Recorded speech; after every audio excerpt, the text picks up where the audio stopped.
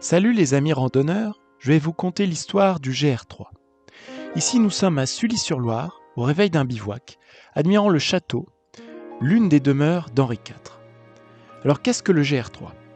Nous avons parcouru sur ce chemin de grande randonnée Sancerre-Saumur. C'est à peu près 420 km, une panoplie de châteaux et de bons vins pour parler cru. Du Sancerre jusqu'au Cheverny, au Chinon, puis au Saumur-Champigny. Pour résumer, Sancerre, on aime.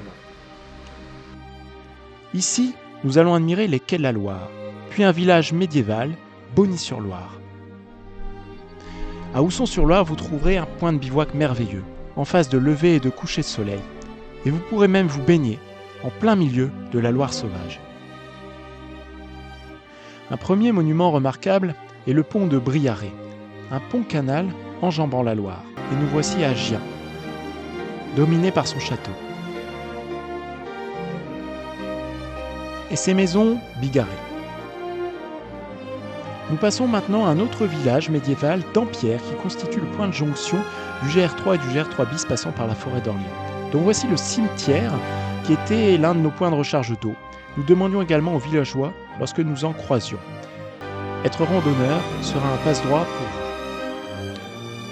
Attention aux chemins du GR qui se confondent en ne suivant que la marque. Nous nous sommes perdus plusieurs fois dans les grandes villes, à Blois, à Amboise. Nous aimerions des panneaux comme ici qui indiquent clairement, en suivant la marque, quel GR nous suivons, alors que nous devions nous orienter en permanence avec le guide de randonnée et la carte. Attention également aux moucherons le soir. La contrepartie sera de se balader au milieu d'un essaim de libellules bleues. Nous revoici sur le GR à Saint-Benoît-sur-Loire, en face de son abbaye romane du XIe et XIIIe siècle. Puis à Châteauneuf-sur-Loire, où nous avons été déviés, et où vous pourrez admirer son château et son parc arboretum, notamment le Temple de l'Amour et ses rhododendrons. Dans ce département du Loir-et-Cher, des points sauvages et de multiples châteaux vous offriront des points magnifiques pour vous restaurer en pleine nature. En parlant de panorama, voici un échantillon des paysages que vous allez rencontrer.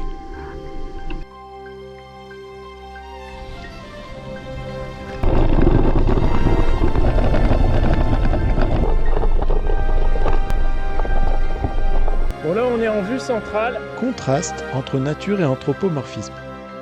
Nous voici à Chessy avec son lavoir, juste avant Orléans, que vous longerez notamment en passant sur un muret de pierre. Voici sa cathédrale et ses quais. Meung-sur-Loire maintenant, un autre point de bivouac pittoresque,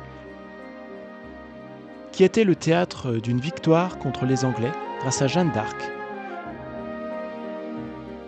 et dont voici le château et l'église datant du XIIe siècle. Nous sommes maintenant à Beaugency, en déjeunant sur les quais, et nous pouvons admirer en arrière-plan le donjon dit la Tour César.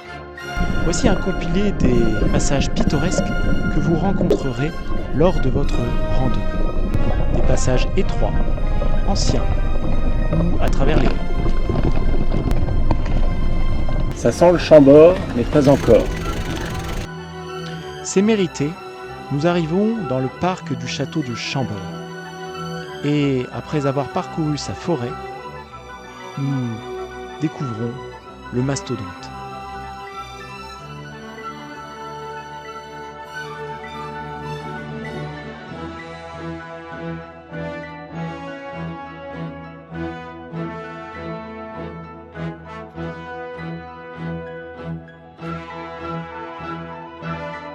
Nous voici rendus à Blois, dominé par son château royal datant du XVe siècle, et par sa cathédrale Saint-Louis que nous pouvons distinguer ici à notre droite. Voici d'ailleurs la façade du château royal et vous serez amené à en descendre les escaliers au cours de votre parcours. Ici, Possé-sur-Cisse, un château non attendu qui fera votre bonheur, comme Chaumont-sur-Loire, ici encore.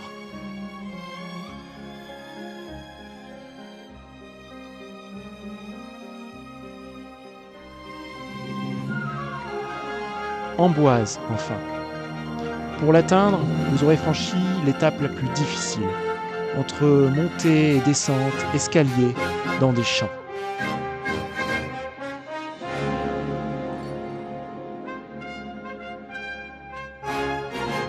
En voici le centre-ville, qui fait le bonheur de certains spectateurs aériens. Villandry.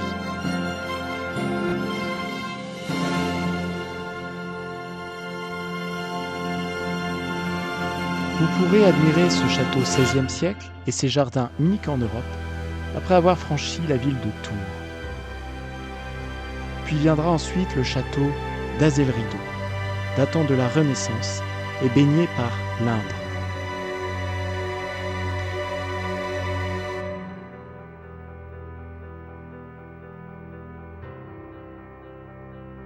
Après avoir traversé sa forêt, croisé cerfs et sangliers, vous atteindrez la ville de Chinon, connue pour son château fort, ses bons vins et Rabelais, et pour border un autre affluent de la Loire, la Vienne.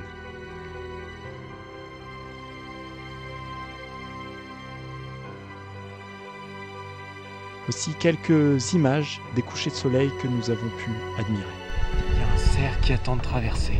Petite devinette, qu'arrive-t-il lorsqu'on est trop contemplatif d'un coucher de soleil ?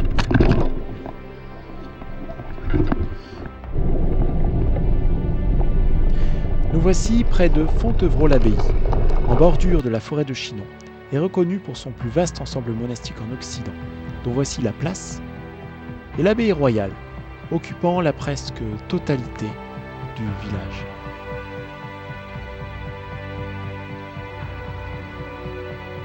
Ici mon village coup de cœur de pierre et médiéval, Camp de Saint-Martin, juste avant le moulin de Montsoreau-sur-Loire,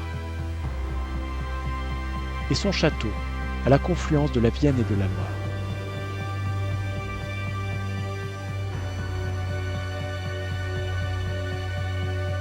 En parlant de coup de cœur, un village troglodyte, avec son bistroglo et sa troglothèque, à Trinquant, reconnu également pour sa spécialité locale de la pomme tapée. Ici un alleu, une ferme fortifiée, un moulin d'eau, en bordure du Cher qui se jettera bientôt dans la Loire. Un vrai château d'eau pour le coup. Ici nous avons une champignonnière, une cave de culture de champignons avec une cheminée remontant depuis sous les vignes. Le GR passe également chez les gens.